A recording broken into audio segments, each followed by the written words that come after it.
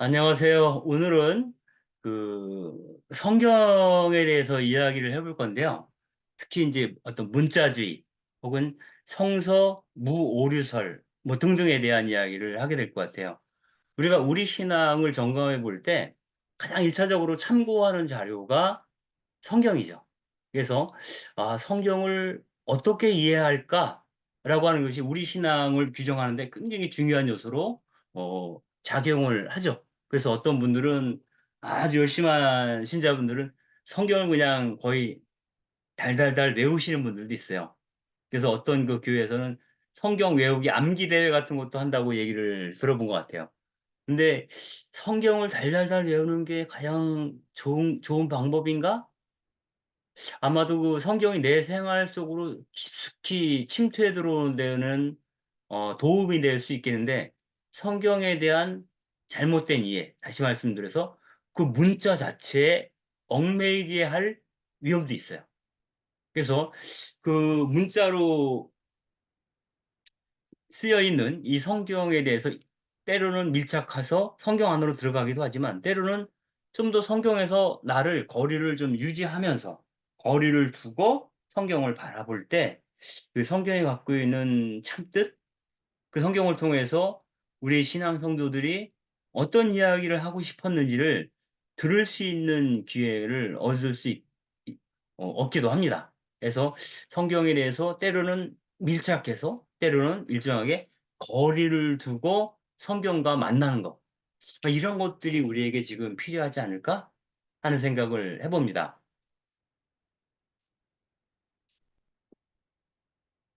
먼저 우리가 성경을 생각하면 흔히 생각하는 게, 성경은 하느님으로부터 왔으니, 즉 성령의 영감을 받아서 쓰여졌으니 1.1획도 믿어야 한다. 고치어서는 안 된다. 그리고 그 말뜻 그대로 우리가 살아야 한다. 믿고 사는 거죠. 그 신조를 믿고 신행을 하는 거죠. 그래야 되는 그 원천적인 근거가 되는 게 바로 성경이다. 이렇게 얘기를 합니다. 그러므로 결국 성경에 나오는 모든 이야기는 그 하나도 낱낱이 오류가 없는 참 진리를 표현하고 있다라고 믿는 거예요. 근데 이런 태도가 우리가 힘차게 신앙생활을 하는 데에는 때때로 도움이 되기도 하다. 그분의 언어에 대해서, 그분의 메시지에 대해서 오해하게 하는 그러한 요인으로 작용을 하기도 해요.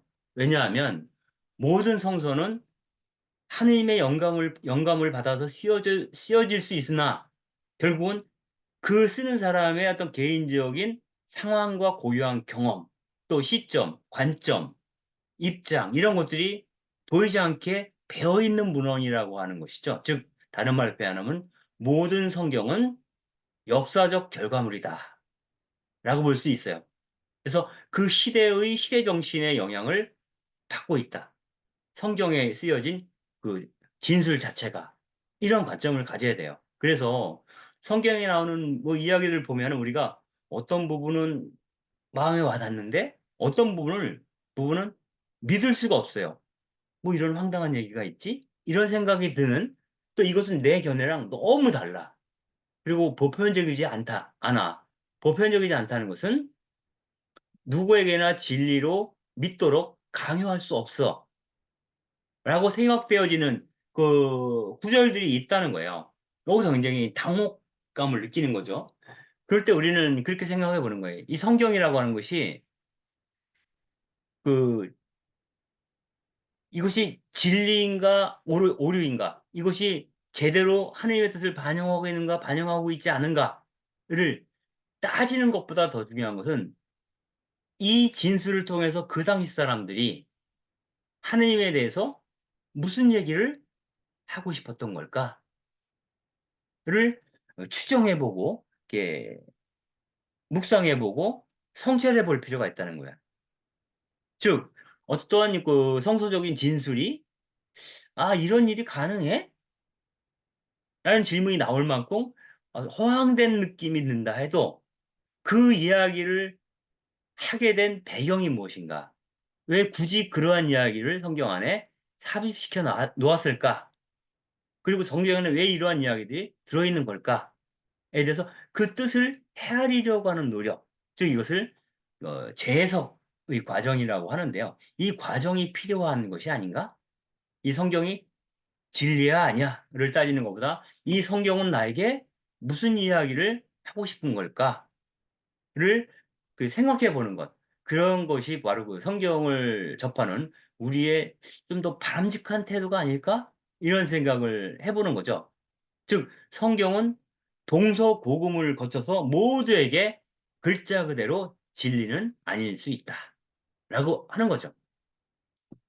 이를테면 뭐 성 문제랑 관련해서 젠더 문제죠.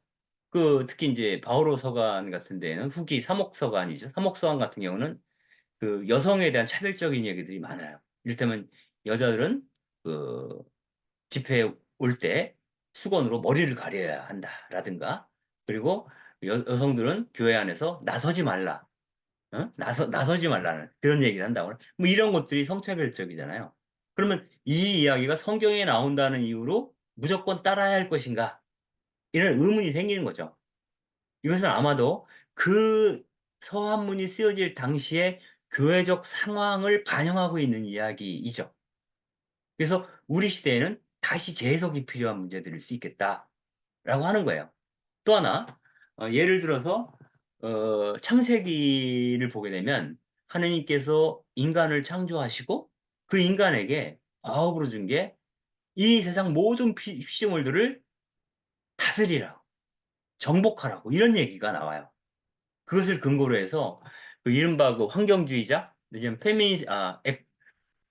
생태주의자들의 입장에서는 그 성경의 그러한 내용 때문에 인류가 이 자연 사물에 대해서 그 이 자연을 함부로 파헤치고 남획해 왔다, 파괴해 왔다라고 하는 거예요. 왜냐하면 그 자연 사물은 인간의 소유물, 내지 인간이 관리하고 정복하고 다스려야 할 대상이기 때문에 함부로 대해도 될 것 같은 느낌을 그리스도인들로 하여금 갖게 했다는 거예요.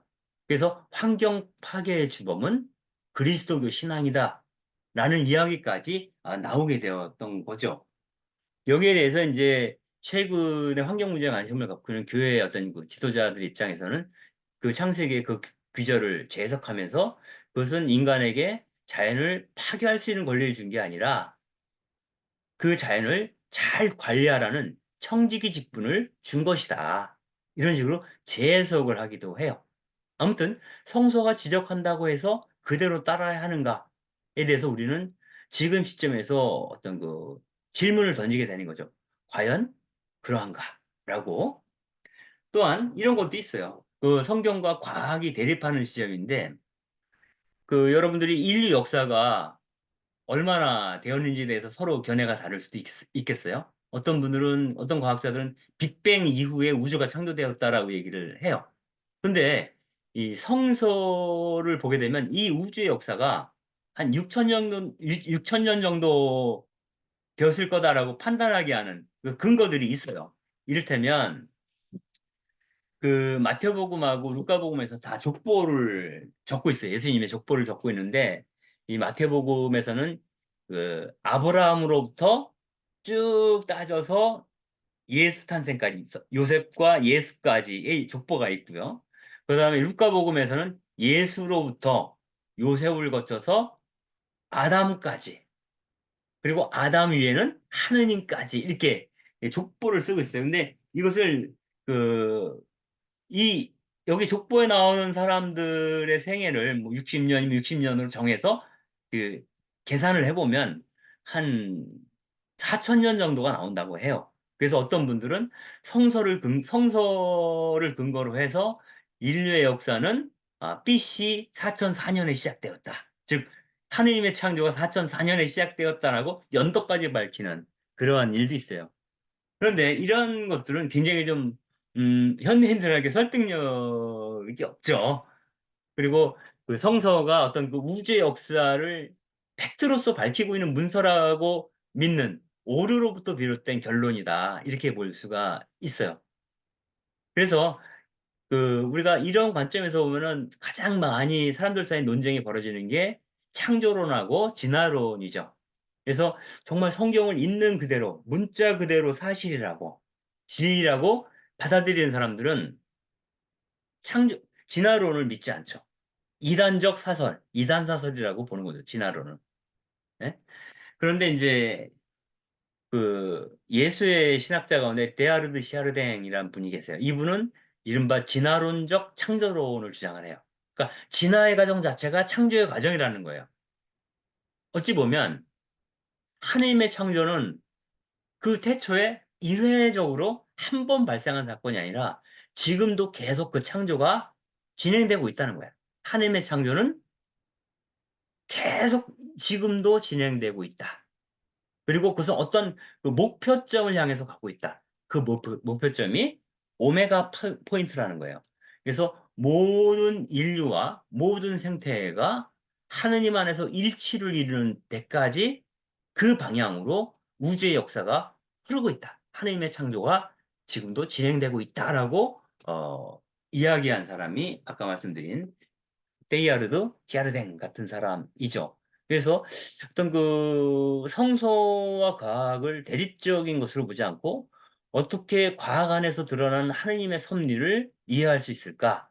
이런 측면에서 성서를 다시 보고자 하는 그러한 노력들이 그 많은 신학자들에 의해서 계속돼 왔다라는 것이죠. 여기서 먼저 성경과 성서라는 말에 대해서 잠깐 이야기하고 넘어가겠습니다.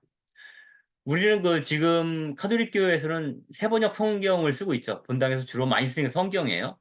그전에는 공동번역 성서를 썼어요. 즉, 여기서 알 수 있다시피 지금 우리가 쓰는 이 바이블을 성경이라고 부르고 있지만 얼마 전까지 카톨릭 교회에서도 성경이라고 안 부르고 성서라고 불렀다는 거예요. 그래서 여러분들 그 성서 공부하는 모임 중에서 보면 카톨릭 성서 모임이라고 있어요. 지금도 이름 그대로 카톨릭 성경 모임으로 이름을 안 바꾸고 있거든요. 그 뭐냐면 성경이란 말과 성서라는 말이 갖고 있는 비중이 약간 뉘앙스가 달라요. 성경이라고 하는 것은 경전이라는 의미, 경전. 그러니까 어떤 그 경전이라고 하는 것은 우리가 하느님께 우리가 다가가기 위해서 반드시 거쳐가야 할 하나의 그 통로, 내지는 성사와 같은 사크라멘트면서 하느님을 드러내는 하나의 그 상징 체계이기도 하다. 즉 거룩한 문헌이라는 데 방점을 맞추고 있어요. 그런데 성서라는 말은 그보다는 레벨이 조금 낮다라고 얘기를 해야 될까? 좀 더 자유로운 해석이 가능한 책. 즉 성서는 그 하느님과 예수 그리스도에 대해서 우리가 이해하기 위해서 참고할 만한 가장 기준이 되는 책이죠. 그래서 이른바 그 우리가 신학자들이 성서를 공부할 때에는 성서를 연구한다라고 했을 때는 성경을 연구하는 게 아니라 같은 책이지만 성경을 연구하는 게 아니라 성서를 연구한다라고 말하는 것이 맞을 수 있어요. 성경이라고 하면 어떤 진리가 독점적으로 서술되어 있는 책이라는 느낌이 있어요. 근데 성서는 우리가 읽는 보통의 책처럼 누군가 해석이 필요한 그리고 해석에 따라서 달리 이해될 수 있는 책이라는 느낌이 있어요. 그런데 실제로 역사적으로는 그 중국의 경우에는 계속 성경이라는 말을 써왔고요. 일본에서는 성서라는 말을 써왔어요. 그래서 그 카톨릭 교회에서 특히 이제 이거를 성서라고 해서 불러왔던 것은 일본의 영향을 받았다라고 볼 수도 있습니다. 그 일본에서는 어떤 생각을 했냐면 일본이 뭐 신도를 중심으로 하는 나라이긴 하지만 일본에서 종교적으로는 불교가 굉장히 중요했어요. 예전부터. 그래서 불경을 성경이라고 부릅니다. 불경을 성경이라고 부르게 되니 그리스도교 경전인 이 성서, 아, 그리스도교 경전인 이 바이블은 성서라고 번역하게 된 거예요. 불경은 성경이고 그리스도교 성경은 성서다. 이러한 어떤 그 약간의 그 사회적인 그 중심이 되는 종교와 비주류 종교에서 표방하는 어떤 그런 그 문헌에 대한 그, 그 문헌을 지칭하는 언어가 달랐던 것이다 이렇게 볼 수가 있습니다. 그리고 이런 것도 있어요. 우리 불교, 한국 불교에 보면은 그 불경을 이렇게 올려놓고 읽는 다이가 있어요. 그런 대가 있어요. 이 대를 성경대라고 불러요. 즉, 불교에서 불경을 올려놓는 자리를 성경대라고 해요. 그러니까 성경이란 말은 그리스도교 경전만을 지칭하는 말이 아니다라고 하는 것을 알 수가 있어요. 또 재밌는 거는 우리가 모세오경이 있잖아요. 토라, 모세오경이 있는데 거기에 이제 뭐 창세기, 민수기, 신민기, 레위기 뭐 그다음에 예언서가 있고 성문서가 있고 쭉 있잖아요. 그리고 복음서가 있고 그리고 서간문들이 있어요. 근데 하나같이 이것을 경이라고 부르지 않아요. 이사야 예언경이 아니라 이사야 예언서죠. 그리고 예수님을 다룬 복음경이 아니라 복음서라고 불러요. 그리고 에페소경이 아니라 에페소서라고 불러요. 그래서 사실은 서냐 경이냐 이거는 전례적인 의미를 가질 때는 경이고 그리고 어떤 공부하고 어떤 신앙의 어떤 잣대로 사용하는 그러한 어떤 일상적인 용어로 쓴다면 성서라고 볼 수가 있을 것 같아요. 근데 원래 그리스도교 영전의 원래 이름은 성경도 아니고 성서도 아니에요. 원래 이름은 구약 혹은 신약. 성서는 뒤에 그냥 붙인 거예요. 그래서 구약 성서를 우리는 올드 테스타먼트라고 그러고 신약 성서는 뉴 테스타먼트라고 불러요. 이게 원래 그 성경을 지칭하는 말이죠. 하느님과 맺은 오래된 약속과 예수 그리스도를 통해서 새롭게 하느님과 계약을 맺은 백성들의 책. 그것이 이제 이른바 성서. 우리가 얘기하는 성서를 얘기하는 거죠. 그냥 참고로 정경이라는 말에 대해서도 잠깐 설명을 한다면 정경은 이제 캐논이라고 그러죠.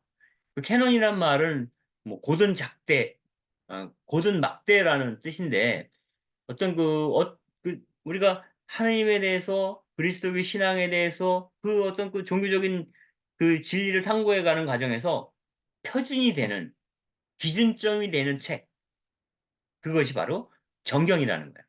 그 기준 바깥에서 신앙생활하는데 나름 도움이 될 수 있겠다 그래서 참고할 수 있는 책 바로 그것이 외경 혹은 위경 뭐 이렇게 표현을 하고 있는 거죠. 그래서 사실은 성경이라고 부르든 성서라고 부르든 큰 문제는 없는데 우리가 성서에 대해서 좀 그 학문적으로 좀 자유롭게 연구한다, 접근한다라고 볼 때는 성서라고 표현하는 것이 훨씬 나을 수도 있어요. 그래서 어떤 분들은 성경은 하느님에 대해서 이해하는 그, 그 온전한 의미의 완벽한 퍼펙트한 책이 아니라 하나의 하느님에 대해서 이해하기 위해서 참고해야 될 책이다.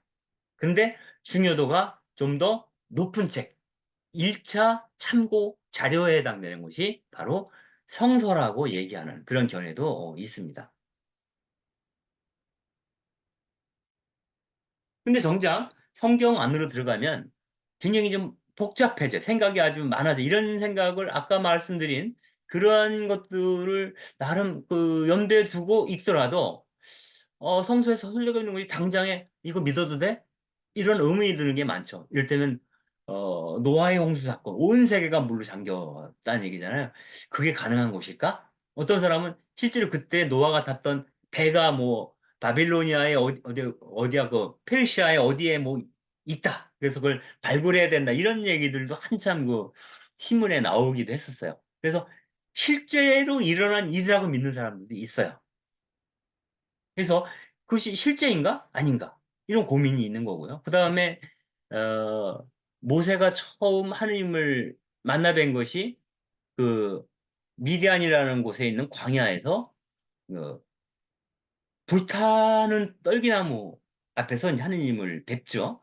그때 이 떨기나무가 불에 화염에 휩싸여 있으나 타지 않은 채로 남아있는 걸 보고 굉장히 이 모세가 놀래잖아요. 어떻게 불이 붙었는데? 이 나무가 타지 않을 수 있는가? 이 기적이죠. 이런 부분, 이 기적적인 부분에 대해서 어떻게 믿어야 되나? 이런 고민들이 있는 거예요. 그다음에 모세가 에집트를 탈출할 때 백성들과 함께 홍해가 두 쪽으로 쫙 갈라진 얘기. 이것에 대해서 신학자들은 일시에 이뤄진 사건이 아니라 수백 년에 걸쳐서 그 에집트에서 수백 년에 걸쳐서 서서히 이주한 이야기를 단 하나의 이례적인 사건으로 묘사했을 뿐이다라고 얘기를 하고 있고, 실제로 이들이 건넌 곳은 홍해가 아니라 갈대바다라고 하는, 즉 그 에집트와 그 이른바 가나안 땅이 만나는 지점이 있어요. 아마 거기가 수에즈 운하가 지나가는 곳이죠. 거기가 늪지대인데 그 늪지대를 빠져나갔을 것이다, 이렇게 그 해석하는 경우도 있죠. 또 하나는 당장에 이제 우리가 어떤 교리랑 상관이 있는, 그러니까 노아의 홍수라든가 타지 않는 스네라는 게 떨기나무라는 말이죠. 이게 덤불 같은 거예요. 그리고 뭐 홍해 바다를 가르는 기적, 이런 것들은 좀 직접 교리랑 상관이 없지만 그 동정 마리아의 수태, 즉 마리아는 예수님을 수태하기 전에도 동정이었고, 예수님을 수태하고 있을 때도 동정이었고, 예수님을 출산한 이후에도 동정이었다. 즉, 마리아의 평생 동정에 대한 교리가 있어요. 근데 이 마리아의 평생 동정에 대한 교리에 대한 성서적 근거가 있느냐라고 물으면 성서적 근거는 없어요. 이건 교리를 그 확정해야 하는 과정에서 논리적인 결과로서 나타난 게 평생동정 마리아예요. 그 뭐냐면 그 이후 세계에 뭐 그 예수님 탄생 이후에 한 3, 400년이 지나고 나서 그런 생각을 하는 원죄론이라는 게 나와요. 원죄론. 근데 예수님은 흠없이 태어나신 분, 즉 원죄 없이 태어나신 분이잖아요. 하느님의 아들이니까. 근데 그 당시 사람들은 그 원죄가 출산을 통해서 계승된다고 봤어요. 후손에게. 그러니까 그 마리아가 예수님을 받으면 마리아가 하고 있었던 원죄가 예수님에게 전달될 수밖에 없어요. 그러면 예수님이 무죄한 자, 순결한 자, 흠없는 어린 양이 될 수가 없잖아요. 그러니까 마리아도 역시 원죄가 없었다라고 얘기를 하는 거예요. 거기서부터 이제 원죄 없이 잉태하신 마리아라는 얘기. 그리고 이 원죄가 없으려면 또한 그 사전적으로 한 게, 출산을 하기 위해서 사전적으로 하는 게 뭐예요? 관계를 맺는 거잖아요, 남자와. 그러니까 그 남자와 한 번도 관계를 맺은 적이 없었다, 라는 의미의 평생 동정 마리아거든요. 근데 여기서 동정성에 대해서 어떻게 이해할 것인가에 대해서 생각이 많은 거예요. 그랬을 때 현대적 해석 중에는 이런 거죠. 동정이란 게 뭐냐? 나 밖에 있는 누군가로부터 침범당하지 않은 순결한 자라는 뜻이라는 거죠. 1차적으로는, 현상적으로는 어떤 남자에게도 침범당하지 않은 여인이 처녀이고 동정인 거죠. 이것을 신앙적으로 재해석을 하게 되면 하느님 위에 하느님 위에 어떤 누구로부터도 영적으로 침범당하지 않는 자, 그의 마음이 하느님께만 향해 있는 자, 그 사람이 바로 마리아였다는 거죠. 마리아는 예수님을 수태하기 전에도 하느님을 고대하고 있었던 그런 여성이었고, 예수님을 수태하고 있을 때도 있고, 그 이후에도 예수님을 출산한 뒤에도 여전히 하느님에게만 자기를 개방한, 그래서 주님의 뜻이 오니 그대로 제게 이루어지소서, 피아트죠. 그 예수님의 그 하느님의 제안에 대해서 자기 자궁을 통해서 큰 일을 하시리라고 하는 그 제안에 대해서 허락할 만큼 하느님께 온전히 열려있는 여성이었다. 그러한 의미에서의 동정성에 대한 얘기를 하고 있어요. 그렇게 얘기한다면 동정 마리아에 대한 교리가 우리에게 또 다른 의미로 다가오게 돼요. 모든 그리스도인은 마리아처럼 동정을 지켜야 한다. 즉 하느님께 오롯이 자기를 개방해야 한다. 그리고 하느님 이외의 어떤 것, 사실상 그 하느님 이외의 어떤 것이라고 말할 때 그것은 우상을 뜻하는 거예요. 우상에 의해서 침탈당하지 않고 오로지 하느님에 의해서 움직이는 자, 바로 그 사람이 그리스도인이고, 또 다른 의미의 마리아이지 않겠는가, 이렇게 보는 거죠. 그리고 결정적으로는 오, 우리 그 사도신경 외울 때도 그 얘기 하잖아요. 육신의 부활을 믿으며 이거 어떻게 이해해야 되는 건가? 그걸 성서에서는 나사로도 육신이 부활했으니까 나사로처럼 부활하는 거 아니야? 그리고 예수님도 육신이 부활한 거 아니야? 자기 창에 찔린 곳을 만져봐라. 누구야? 도마스에게 얘기를 했죠? 육신의 부활. 그걸 육신의 부활을 얘기할 수 있는가? 도대체 이 문제는 어떻게 해결해야 되는가? 이런 고민들이 생기게 돼요. 또 이런 것도 있어요. 아까도 잠시 말씀드렸지만은 성서에서는 아내는 남편에게 순종하라고 돼 있어요. 그리고 여성은 교회 전통 안에서 성직자가 될 수 없다라고 얘기했는데 그 근거를 성서에서 찾고 있어요. 이 문제에 대해서 어떻게 이해해야 될까? 이런 문제가 있는 거예요. 그 당시 예수님 시대의 그 남성들은 자기가 아침에 깨면 내가 남자로 태어난 거를 하느님께 감사를 드렸다 그래요. 당시의 여자는 거의 사람으로 취급받지 않았거든요. 그러므로 너무너무 다행스럽게 내가 남자로 태어난 것이 너무나 하느님께 감사한 일이다. 라고 생각을 했어요. 그리고 그 사회 자체가 가부장적인 사회이기 때문에 그러한 전통이 교회 안에도 들어오죠. 그래서 교회 안에 있는 그리스도인들이 교회 밖에 있는 사람들로부터 지탄을 받지 않기 위해서는 교회 안에서도 일정하게 남성 중심적 사고와 패턴, 그것을 적용할 필요가 있었는지도 모르겠어요. 물론 아주 초기 교회는 여성 사도들이 굉장히 활동을 많이 했어요. 바오로와 함께 동역자로서. 근데 시간이 지나면서 점점 교회의 주요한 역할들, 사도적 역할들을 남성들이 독점하게 되죠. 그래서 우리가 그런 얘기들이 많이 나오고 있는 사목서환을 보면 그 사목서환들은 바오로가 쓴 게 아니죠. 그 후대 사람이 바오로의 이름으로 쓴 거죠. 그런 경우에는 그 시대적인 뭐랄까, 요구들 내지는 그 상황을 그대로 반영하는 서한. 어떻게 보면 좀 현실에 일정하게 타협하는 그러한 형태의 서한집이 나오게 됐다라고 볼 수가 있고요. 그리고 여성 사제 문제랑 관련해서 잠깐만 얘기를 하다 보면 그런 거죠. 성서에서는 뭐 사도 가운데 여성이 있으면 안 된다 이런 얘기는 뭐 없어요. 그리고 실제로 그 사도라고 하는 게 예수님의 부활을 증언한 사람들이라고 볼 수 있는데 예수님께서 살아나셨다. 하느님께 의인으로 인정받으셨다라고 믿는 게 부활 신앙이에요. 근데 그 부활한 예수를 가장 처음 목격한 것이 성서마다 다 똑같이 나오고 있어요. 그 사람이 바로 마리아 막달레나라고 얘기를 해요.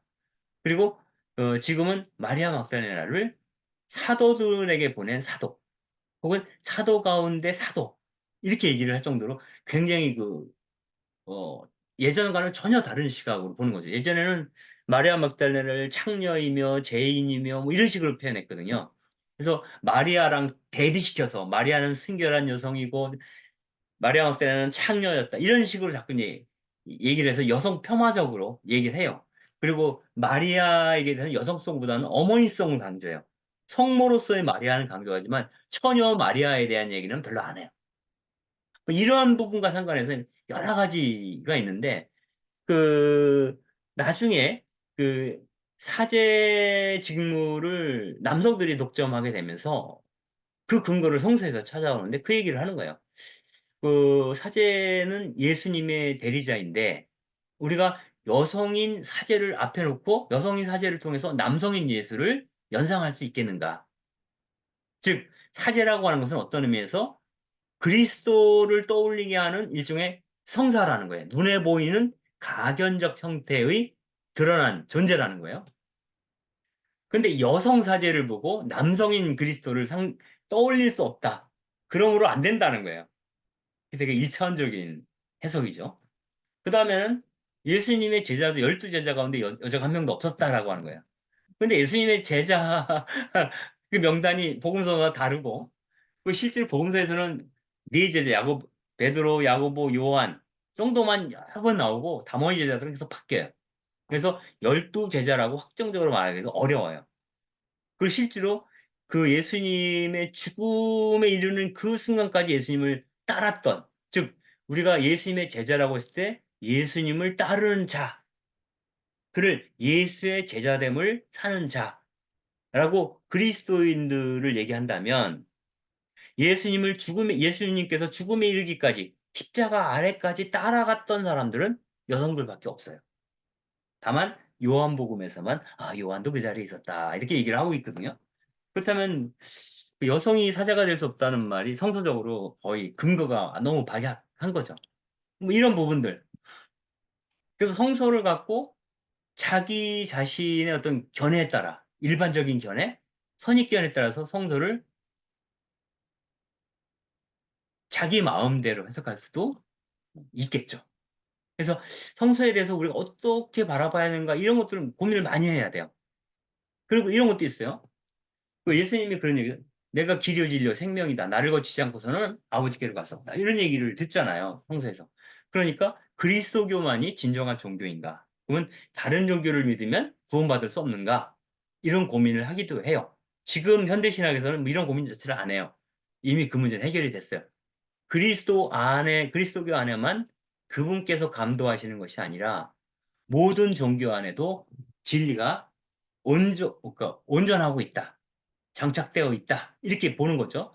그래서 가장 최근까지의 견해는 그거예요. 하느님 중심주의인데 우리 모든 종교는 서로 이름을 달리하지만 하느님이라고 하는 중심을 향해서 가고 있다는 거죠. 자기 나름대로의 언어와 자기 나름대로의 어떤 체계, 조직, 제도와 어떤 그 교리와 어떤 그 신앙 실천이죠. 이런 것들을 통해서 하느님에게로 다가가려는 노력의 또 다른 모습이 그리스도교이기도 하고 유대교이기도 하고 이슬람이기도 하고 불교이기도 하고 유교이기도 하다 뭐 이런 식으로 이제 그 하느님을 중심에 두고 모든 종교가 같은 위치에서 하느님께로 다가가는 고유한 길을 갖고 있다라는 견해이죠. 근데 최근에는 다원적 다원주의라는 말도 나왔어요. 다원적 다원주의는 뭐냐면 그 모든 종교가 굳이 하느님을 향해 가고 있다라고 말할 필요가 있는가라는 거예요. 때로는 불교라든가 혹은 뭐 유교 같은 경우는 하느님을 상정하지 않잖아요. 그러나 그 나름대로의 고유한 질 안에서 어떤 그 인간을 구원으로 이끄는 가르침이 그 안에 있어요. 그래서 굳이 하느님을 내세우지 않아도 가능한 구원에 대한 얘기를 하기 시작했다. 최근에는 이런 얘기를 하고 있고요. 그래서 그리고 이 말은 이제 예수를 믿어야만 구원이 되는가에 대한 질문하고도 연관이 되어 있어요. 그래서 이런 거죠. 예수님이 우리가 알아들어야 될 모든 진리를 한 몸 안에 다 드러내고 있는가? 사실상 불가하죠. 예수님은, 하느님은 예수님을 넘어서는 존재라고 볼 수 있어요. 그러니까 실체, 이 몸을 가진 인간으로서의 예수가 몸 없는 하느님을 다 드러낸다는 것은 논리적으로 불가능하다는 거죠. 그래서 우리는 예수를 바라봄으로써 하느님을 볼 수 있지만 하느님을 완전히 볼 수는 없다라는 거예요. 그래서 우리가 예수 외에도 그 역사 안에서 수많은 착덕 현자들이 있잖아요. 가르침이 있고 그 모든 백성 모든 민족에 있었던 그 지혜들을 우리가 두루 살펴야 하는 것은 아닌가? 그 가운데 우리가 그리스도인으로서 예수를 중심으로 그 지혜들을 담아내야 되는 것은 아닌가? 이런 생각을 해볼 수 있겠습니다. 여기서 그 성서 무호설에 대한 얘기를 잠깐 할 텐데요. 성서 무호설은 뭐냐면 뭐 성서에 나오는 그 진술은 글자 그대로 다 진리다. 틀림이 없다. 이런 얘기예요. 근데 이 얘기가 이 얘기는 아주 오래전부터 있었던 얘기 아니에요. 이를테면 우리가 예수님 이후 300년, 400년경을 교부 시대라고 그래요. 교부, 암브로시우스라든가 바실리우스라든가 요한 크리소스톰이라든가 이런 교부들이 대거 등장하던 그 교부들이 한 일이 교리를 확정하는 일을 했잖아요. 그 교부들조차도 성서를 알레고리적으로 해석을 했어요. 즉, 성서의 근본적 메시지가 뭘까를 언어 이면을 바라보면서 해석해 나갔다는 거예요. 그래서 성서 글자 그대로 진리라고 하는 그 기반 위에서 성서를 해석하지 않았어요, 그때도. 근데 이 성서 모설이 나타나는 배경은 계몽주의 때문이에요. 계몽주의가 등장하면서, 즉, 코페르니쿠스와 갈릴레이와 뉴턴, 이런 사람들의 영향을 받은, 즉 과학의 세례를 받게 되는 거죠. 그러면서 그 극점에 있는 게 실증주의잖아요. 즉 확인할 수 있는 사실만이 진리라는 거예요. 하느님 확인할 수 없잖아요. 참이라고 말하기 어렵다는 거예요. 이를테면. 그래서 모든 사실과 사물들은 참이거나 거짓이라는 거예요. 이분법적으로 나누는 거죠. 팩트이거나 팩트가 아니거나. 그러니까 여기에 몰두하게 되면 이러한 계몽주의 세례를 받은 사람들이 성경을 굉장히 우습게 볼 위험성이 있었던 거죠. 성경은 믿을 만한 책이 없대. 이렇게 얘기할 수밖에 없는 거죠. 계몽주의 심취하면 심취할수록. 여기서 이른바 우리가 알고 있는 무신론이라는 것이 등장을 하는 거잖아요. 여기서 우리가 한 가지 더 얘기할 것은 마치 루터나 종교개혁자들이 오직 성서만으로 솔라 스크립투라라고 하는 오직 성서만을 근거로 살아야 한다. 그리스도에는 이 주장을 하는 얘기를 듣고 그들이야말로 성서 자체가 글자 그대로 진리라고 믿었던 것은 아닌가? 라고 생각할 수 있으나 그건 오해라는 거예요. 그 루터 같은 경우에는 그 성서모서나 문자주의를 주장하지 않았다고 하는데요. 이를테면 야고보서의 내용을 보고 야고보서랑 요한묵시록은 성경에서 빼야 마땅하다. 즉 우리가 그 성경의 주류적인 입장들이 있어요. 복음서에 주류적으로 나오는 입장에 약간 빗겨나 있다는 거예요. 야고보서랑 요한묵시록이. 그래서 이것을 빼야 하지 않느냐라고 주장할 정도예요. 만약 성서 모호서를 갖고 있는 사람이라면 뺄 수 있는 성서가 없는 거죠. 그래서 루터는 성서 모호서를 주장했던 사람이 아니라고 하는 것이고 한 가지 예로 그 창세기에 이런 귀절이 있습니다. 그들은 주 하느님께서 저녁 산들바람 속에 동산을 거니시는 소리를 들었다. 사람과 그 아내는 주 하느님 앞을 피하여 동산과 나무 사이에 숨었다. 이 창세기 3장 8절인데 이것만 갖고 다 얘기가 많은데 일단 그 루터는 그렇게 생각했어요. 그 이 아담과 하와가 그 저녁 산들바람 속에서 주님께서 동산을 거니시는 소리를 들었다라고 얘기를 하는데 이 말을 여기에 쓴 이유가 범죄하기 전에는 바람 소리를 들으면 아주 부드럽고 감미롭게 들렸는데 이들이 선악과를 따먹은 범죄 이후에는 바람 소리만으로도 화들짝 놀랐다는 거예요. 왜? 바람 소리를 듣고 하느님께서 나를 잡으러 혹은 찾으러 온 거 아닌가는 덜컥 겁이 난 거죠.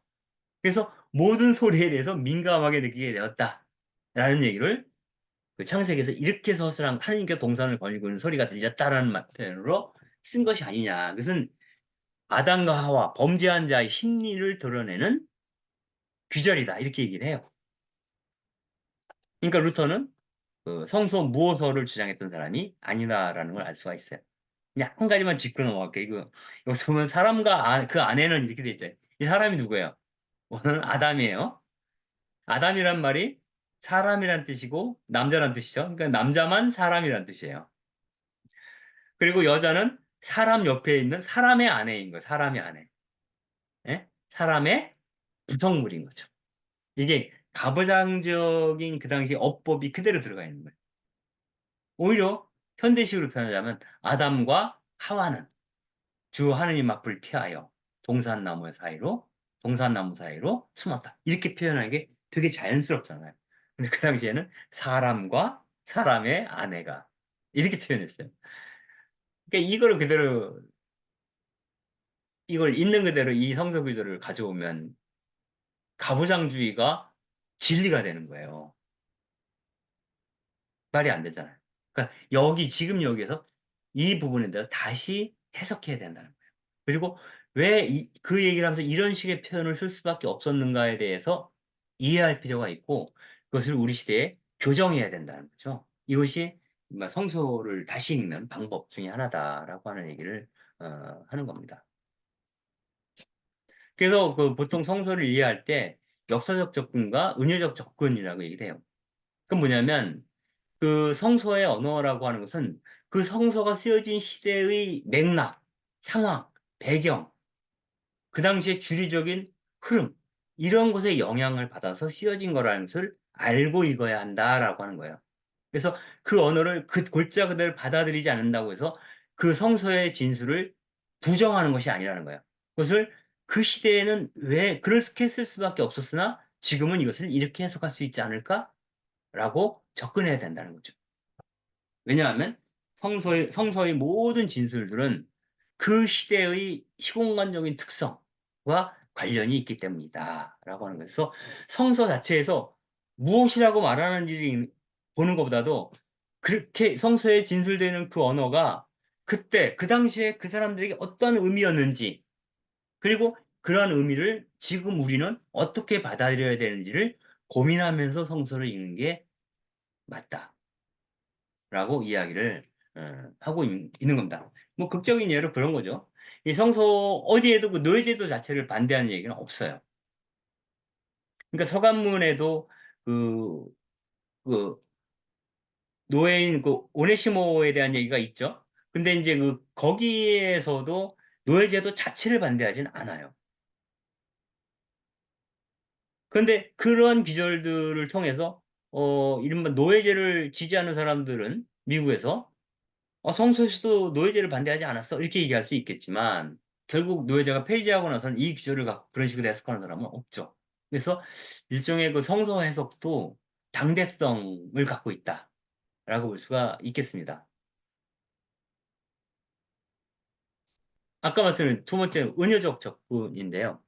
그 성경에 이런 얘기, 하나님은 나의 성체, 하나님의 오른손, 이런 표현들이 있는데, 그것은 이제 그분은 나를 지켜주시는 분이라는 말을 성체라는 말로 표현하고 있다는 거죠. 은유적인 표현들이 많다는 거예요. 이것은 기적이라든가 이런 것들을 보여주는 그런 많은 이야기들도 은유적인 하느님의 권능에 대해서 표현하기 위한 하나의 그 담론 형식이 그런 어떤 그 신화적인 이야기 형식이었을 거다라고 얘기를 하는 거죠. 가장 대표적인 게 이제 이른바 창세기에 나오는 창조와 타락 이야기죠. 이건 역시 결국 이 창세기를 짓게 된 그 가장 근본적인 이유는 우리 모든 인간은 하느님께로부터 왔으니 하느님께로 돌아갈 존재다라고 하는 것을 보여주기 위한 것이다라고 얘기를 하는 거죠. 원래 그 창세기라고 하는 것이 원래 이스라엘은 없었죠. 가장 먼저 쓰여진 것이 이제 쓰여진 것은 살출기였죠. 근데 이것이 바빌론 유배에 가가지고 바빌론의 그 창조설을 보면서 그 이스라엘의 창조설을 만든 거 아닙니까? 근데 바빌론 사람들은 마르둑 신과 그 티아맛이라고 하는 여신의 전쟁의 결과로 그 원수의 피로 만든 게 인간이거든. 이 세계이고.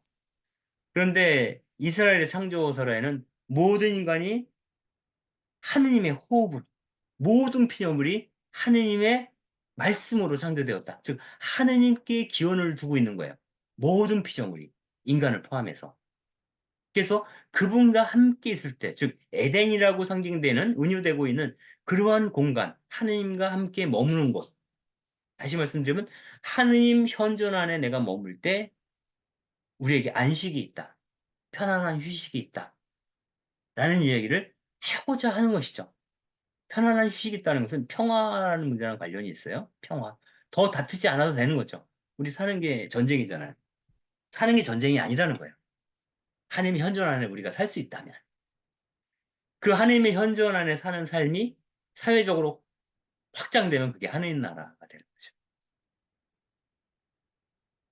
앞서도 잠깐 말씀드렸지만 요한복음에 나온 나는 길이요 진리요 생명이다. 나를 통하지 않고서는 아무도 아버지께로 갈 수 없다. 이 말은 예수님을 모르면 구원받을 수 없다. 이런 의미라기보다는 우리에게 생명을 주는 그 길을 가르쳐 주는 것이 바로 진리라는 뜻.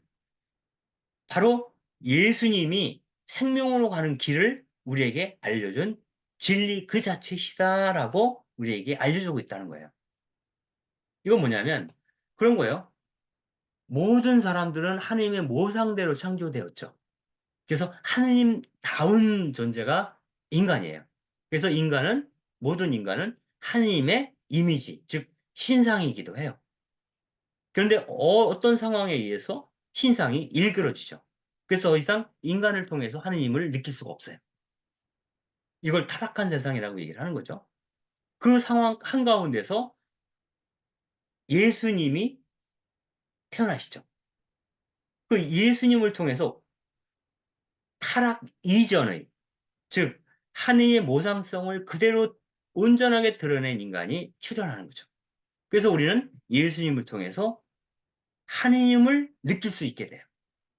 그리고 예수를 통해서 하느님을 느낄 수 있다는 것은 이제 다시 하느님에게로 가까이 다가설 수 있게 되었다는 거예요. 그런데 하느님의 고백에 따르면, 성서에 따르면 하느님 아버지께서 그, 그 하느님의 이미지를 상실한 인간들을 회복시키기 위해서 그 인간들에 대한 사랑 때문에 당신 아들을 내어주시죠. 이걸 강생신학이라고 해요. 그래서 그 모든 사람이 예수를 보고, 예수 그리스도를 보고 자신 안에 있는 신성, 하나님성을 깨닫고 하나님께로 돌아갈 수 있도록, 회복되도록, 회심하도록 돕는 거죠. 이 모든 일이 인간에 대한 하느님의 사랑으로부터 비롯된 것이고, 그 인간들이 하느님처럼 사랑 안에 머물 수 있도록 하기 위함이다. 그것이 곧 구원으로 가는 길이다. 그 길의 안내자가 바로 길이요 진리요 생명이라고 표현된 예수 그리스도다라고 읽을 수 있다는 거예요. 이게 은유적인 해석을 하는 거죠. 네, 여기까지 하고 5분만 쉬었다가 두 번째 이야기 들어가겠습니다.